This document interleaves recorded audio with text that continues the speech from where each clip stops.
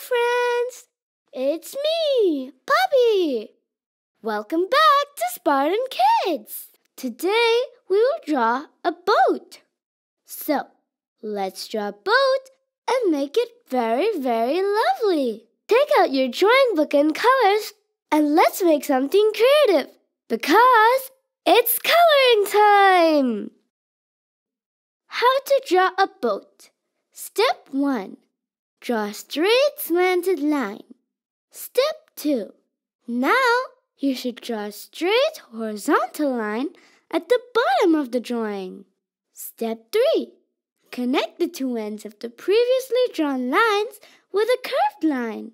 Step 4. Connect the second two ends of the previously drawn straight lines using a rounded line. Step 5.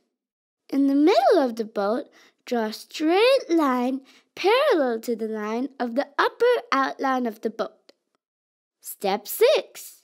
Depict two straight vertical parallel lines and connect their upper ends with a short line. Step 7. On the right and left sides of the previously drawn mast, draw two triangles of different sizes. Step 8. Finish off your boat drawing with some colors. Thank you for watching our Spartan Kids videos. Catch you later with something even better!